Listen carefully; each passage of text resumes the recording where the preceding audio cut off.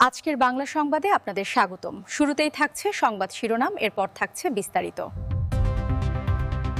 অবৈধ নির্বাচন বয়কটের দাবিতে সাতক্ষীরা জেলা ছাত্রলীগের বিক্ষোভ মিছিল।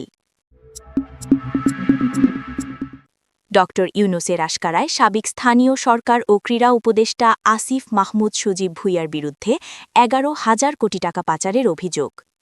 এতক্ষণ শুনছিলেন সংবাদ শিরোনাম, এখন থাকছে বিস্তারিত। অবৈধ নির্বাচন বয়কটের দাবিতে সাতক্ষীরা জেলা ছাত্রলীগের বিক্ষোভ মিছিল। রাজনীতি, তরুণ শক্তি ও নির্বাচন ব্যবস্থার সংকট। সাতক্ষীরায় অবৈধ নির্বাচন বয়কটের দাবিতে জেলা ছাত্রলীগের বিক্ষোভ মিছিল শুধু একটি তাৎক্ষণিক রাজনৈতিক কর্মসূচি নয়, এটি বর্তমান বাংলাদেশের নির্বাচন ব্যবস্থা, ছাত্র রাজনীতির ভূমিকা এবং তরুণ প্রজন্মের রাজনৈতিক সচেতনতার একটি গভীর প্রতিফলন।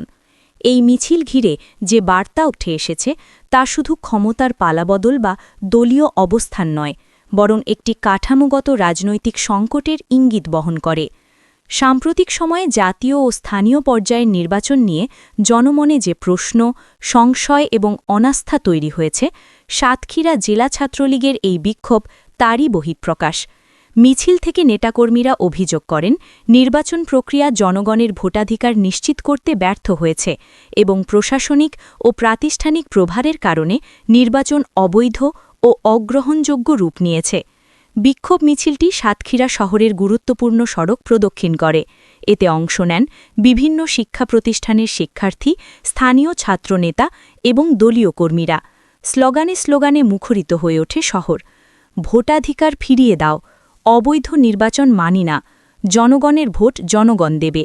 এই স্লোগানগুলো নিছক রাজনৈতিক বাক্য নয়, এগুলো একটি প্রজন্মের ক্ষোভ ও হতাশার ভাষা। ছাত্র রাজনীতি, ইতিহাস ও বর্তমান বাস্তবতা।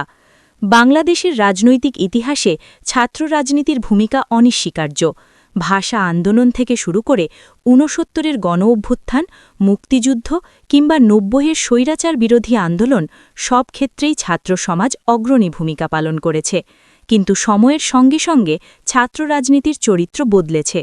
বর্তমানে ছাত্র রাজনীতি নিয়ে প্রধান অভিযোগ হল, এটি শিক্ষার্থীদের অধিকার রক্ষার বদলে দলীয় স্বার্থ রক্ষায় সীমাবদ্ধ।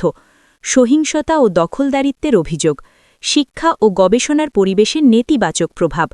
এই বাস্তবতায় সাতক্ষীরা জেলা ছাত্রলীগের বিক্ষোভ একটি ব্যতিক্রমী দৃষ্টান্ত হিসেবে আলোচনায় আসে, কারণ এখানে তারা সরাসরি নির্বাচন ব্যবস্থার বৈধতা প্রশ্নবিদ্ধ করেছে, যা সাধারণত ক্ষমতা সংশ্লিষ্ট ছাত্র সংগঠনগুলোর ক্ষেত্রে খুব কম দেখা যায়। নির্বাচন ব্যবস্থা ও আস্থার সংকট। বাংলাদেশে নির্বাচন কেবল একটি সাংবিধানিক প্রক্রিয়া নয়, এটি রাষ্ট্রের গণতান্ত্রিক বৈধতার মূল ভিত্তি। কিন্তু সাম্প্রতিক নির্বাচনগুলোতে ভোটার উপস্থিতি কমে যাওয়া, বিরোধী দলের অংশগ্রহণ নিয়ে প্রশ্ন, কেন্দ্র দখল ও অনিয়মের অভিযোগ সব মিলিয়ে একটি গভীর আস্থার সংকট তৈরি হয়েছে। সাতক্ষীরা ছাত্রলীগের নেতারা তাদের বক্তব্যে বলেন, যে নির্বাচনে জনগণের অংশগ্রহণ নেই, যে নির্বাচনে ফলাফল আগেই নির্ধারিত, সেই নির্বাচন গণতন্ত্র নয়, এটি একটি আনুষ্ঠানিকতা মাত্র। এই বক্তব্য রাজনৈতিকভাবে স্পর্শকাতর হলেও এটি সমাজের একটি বড় অংশের অনুভূতির প্রতিফলন। তরুণ প্রজন্ম ও রাজনৈতিক সচেতনতা। বাংলাদেশের মোট ভোটারের একটি বড় অংশ তরুণ, কিন্তু দীর্ঘদিন ধরে এই তরুণ ভোটারদের একটি অংশ রাজনীতি থেকে মুখ ফিরিয়ে নিচ্ছে। কারণ হিসেবে উঠে আসে, ভোট দিয়ে পরিবর্তন আসে না এমন বিশ্বাস, রাজনীতিতে সহিংসতা ও দুর্নীতি, কর্মসংস্থান ও ভবিষ্যৎ অনিশ্চয়তা। এই প্রেক্ষাপটে সাতক্ষীরা ছাত্রলীগের বিক্ষোভ মিছিল একটি প্রশ্ন তোলে, তরুণরা কি আবার রাজনৈতিক প্রক্রিয়ায় সক্রিয় হতে চাইছে, নাকি এটি কেবল দলীয় কৌশল? বিশ্লেষকদের মতে, তরুণদের রাজনৈতিক অংশগ্রহণ ছাড়া কোনো নির্বাচনই প্রকৃত অর্থে বৈধ ও স্থায়ী হতে পারে না। তাই এই বিক্ষোভকে শুধু দলীয় কর্মসূচি হিসেবে না দেখে তরুণ মনস্তত্ত্বের একটি সংকেত হিসেবে দেখা প্রয়োজন। স্থানীয় রাজনীতি ও সাতক্ষীরার প্রেক্ষাপট। সাতক্ষীরা দীর্ঘদিন ধরেই রাজনৈতিকভাবে গুরুত্বপূর্ণ একটি জেলা। সীমান্তবর্তী জেলা হওয়ায় এখানে অর্থনীতি, নিরাপত্তা ও প্রশাসনিক তৎপরতা সবই বিশেষ গুরুত্ব বহন করে। স্থানীয় রাজনীতিতে ছাত্র সংগঠনগুলোর প্রভাবও তুলনামূলক বেশি। স্থানীয় পর্যবেক্ষকদের মতে সাতক্ষীরায় এই বিক্ষোভ কেন্দ্রীয় রাজনীতির পাশাপাশি স্থানীয় অসন্তোষেরও বহিঃপ্রকাশ। স্থানীয় উন্নয়ন, কর্মসংস্থান ও প্রশাসনিক সিদ্ধান্ত নিয়ে যে ক্ষোভ রয়েছে, নির্বাচন বিতর্ক তার সঙ্গে যুক্ত হয়ে নতুন মাত্রা পেয়েছে। রাষ্ট্রীয় প্রতিক্রিয়া ও ভবিষ্যৎ সম্ভাবনা। এ ধরনের বিক্ষোভ কর্মসূচির পর সাধারণত প্রশাসনের পক্ষ থেকে নিরাপত্তা জোরদার করা হয় এবং রাজনৈতিক নেতৃত্বের পক্ষ থেকে বক্তব্য আসে। তবে দীর্ঘমেয়াদে প্রশ্ন থেকে যায়, এই আন্দোলন কি কোনো কাঠামোগত পরিবর্তনের দিকে যাবে, নাকি এটি সময়ের সঙ্গে চাপা পড়ে যাবে? রাজনৈতিক বিশ্লেষকদের মতে নির্বাচন ব্যবস্থার বিশ্বাসযোগ্যতা ফিরিয়ে আনতে প্রাতিষ্ঠানিক সংস্কার জরুরি। নির্বাচন কমিশনের স্বাধীনতা ও কার্যকারিতা নিশ্চিত করা প্রয়োজন। তরুণদের রাজনৈতিক অংশগ্রহণ বাড়াতে আস্থা পুনর্গঠন অপরিহার্য। এই দাবিগুলো নতুন নয়, কিন্তু বাস্তবায়নের অভাবই মূল সমস্যা।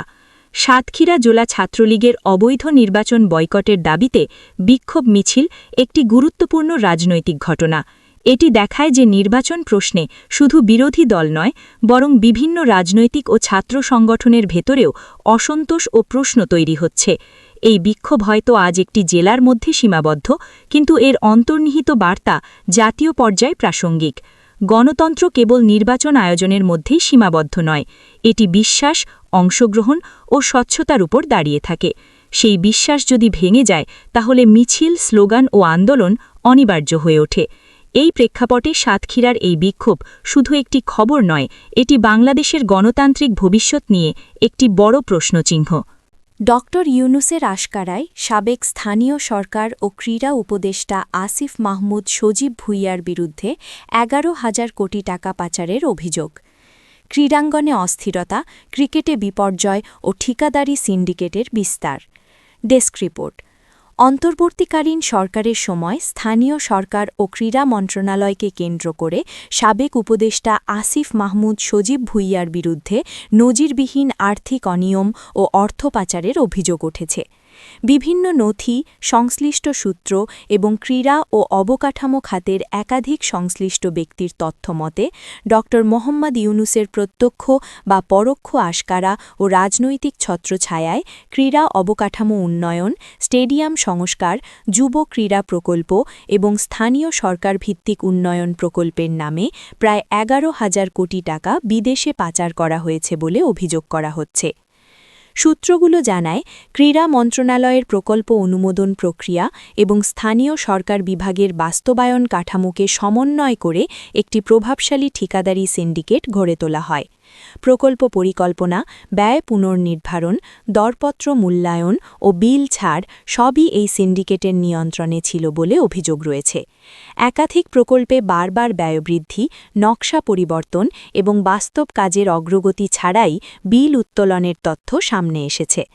স্টেডিয়াম ও ক্রীড়া অবকাঠামোয় ব্যয় বৃদ্ধির অভিযোগ। জাতীয় ও বিভাগীয় পর্যায়ের স্টেডিয়াম সংস্কার, জেলা ক্রীড়া কমপ্লেক্স, যুব প্রশিক্ষণ কেন্দ্র এবং ইউনিয়ন ভিত্তিক ক্রীড়া সুবিধা প্রকল্পে প্রাথমিক বরাদ্দের তুলনায় ব্যয় কয়েক গুণ বৃদ্ধি পায়। প্রকল্প সংশোধনের নামে মেয়াদ বাড়িয়ে ও ব্যয় পুনর্নির্ধারণ করে শত শত কোটি টাকা অতিরিক্ত ছাড় দেওয়া হয় বলে অভিযোগ করা হচ্ছে। স্থানীয় সরকার বিভাগের আওতায় বাস্তবায়িত উপজেলা মিনি স্টেডিয়াম, জেলা ক্রীড়া কমপ্লেক্স, ইনডোর হল ও সুইমিং পুল প্রকল্পে একই ঠিকাদারি প্রতিষ্ঠানের পুনরাবৃত্ত অংশগ্রহণ এবং প্রতিযোগিতাহীন দরপত্র অনুমোদনের অভিযোগ উঠেছে। সংশ্লিষ্টদের দাবি, প্রকল্প ব্যয়ের বড় অংশ ভুয়া পরামর্শক ফি, সাব কন্ট্রাক্টিং ও সরবরাহ চুক্তির মাধ্যমে বিদেশি অ্যাকাউন্টে স্থানান্তরিত করা হয়েছে। কিছু ক্ষেত্রে অফশোর কোম্পানি ও মানি লন্ডারিং নেটওয়ার্ক ব্যবহারের কথাও তদন্ত সংশ্লিষ্ট মহলে আলোচিত হচ্ছে। অস্বীকার ও পট্টা বক্তব্য।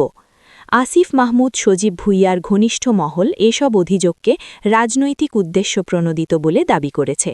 তাদের বক্তব্য, সব প্রকল্প সরকারি বিধি মেনেই অনুমোদিত ও বাস্তবায়িত হয়েছে। তবে মাঠ পর্যায়ের একাধিক কর্মচারী বলছেন, বাস্তবে উন্নয়নের তুলনায় প্রশাসনিক ও ঠিকাদারি ব্যয়ই ছিল বেশি। রাজনৈতিক ও ক্রীড়া অঙ্গনের একাধিক সূত্রের দাবি, অর্থ পাচারের অভিযোগে আন্তর্জাতিক মানের স্বাধীন তদন্ত, সংশ্লিষ্ট দেশগুলির সঙ্গে সমন্বিত আর্থিক অনুসন্ধান, ঠিকাদারি সিন্ডিকেটের সব লেনদেনের অডিট এবং সংশ্লিষ্ট কর্মচারীদের সম্পদের হিসাব তলবের দাবি জোরালো হচ্ছে। একটি সূত্র আরও দাবি করেছে, সীমাহীন দুর্নীতির অভিযোগ ও আংশিক প্রমাণের প্রেক্ষাপটে জামায়াতে ইসলামের আমির ড শফিকুর রহমানের আপত্তির কারণে নির্বাচনে অংশ নেননি আসিফ মাহমুদ সজীব।